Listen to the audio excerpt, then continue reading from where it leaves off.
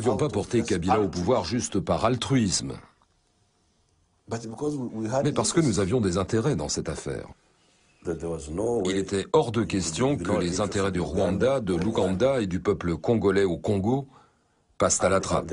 Faut regarder la vérité en face. Et si l'État congolais n'était qu'une machine Afrique pour les élites? Derrière toutes les promesses de reconstruction se cache une réalité choc. La RDC est riche avec des ressources minières pillées par ses dirigeants. Est-ce que vous êtes prêts à voir les dessous du système? Donc déjà on commence par Kabila, le héros national, qui est en fait un businessman. Laurent Désiré Kabila, le libérateur de Mobutu, va vite transformer le Congo en un fonds de commerce. La société Comex a signé un contrat avec les Britanniques pour investir des milliards juste avant sa prise du pouvoir. Une coïncidence? Je ne crois pas. Kabila met en place un plan très bien rodé.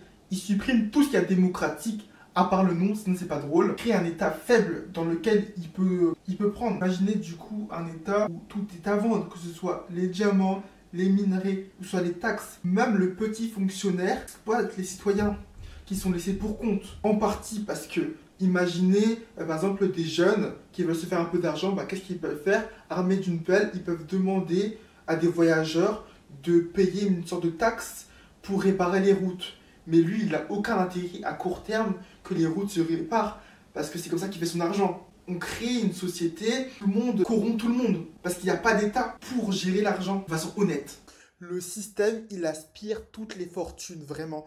Et il repose essentiellement sur l'exploitation minière, mais aussi sur les aides internationales, ce qui leur permet aux Occidentaux de manipuler les cartes. Par exemple avec Mobutu, qui a été puni de ne pas respecter le programme démocratique, il a donc été coupé des aides, ce qui, il savait très bien que du coup leurs ennemis allaient du coup le renverser. Et dès que les Kabila, la dynastie Kabila est arrivée au pouvoir, ils ont lâché tout l'argent.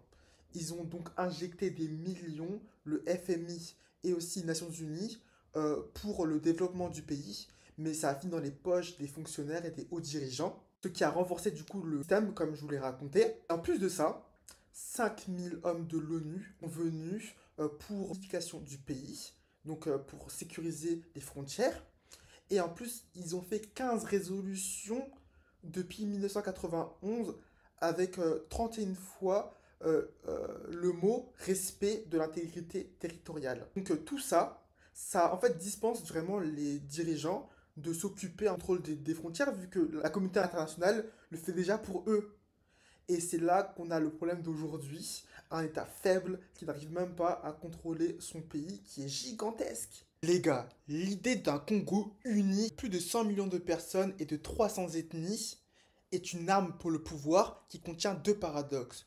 Un, la plupart des Congolais sont pour un Congo uni. Beaucoup, ils ont peur de tenter autre chose. Le problème, c'est que le nationalisme permet de conserver en fait l'emprise du pouvoir sur la population, garder un système tout simplement. Le deuxième paradoxe, c'est que le nationalisme entretient le communautarisme ethnique et ça devient un échappatoire à un État faible qui contrôle absolument rien. Des groupes qui vont se créer, bien des groupes militaires qui vont donc finir par vouloir attaquer l'État et faire un peu séparatisme. Je dis séparatisme parce que ils finissent très souvent par vouloir juste accéder aux ressources de l'État et donc faire partie de ce système en fait pour les chefs du coup du groupe. Vous voyez ce que je veux dire? Donc en fait, on arrive dans un cercle vicieux, on fait comme dans une répétition de 1960. Joseph Sabou, association des Bas-Congo, une ethnie, voulait créer une république du Congo central, fondée sur l'identité Bas-Congo du coup.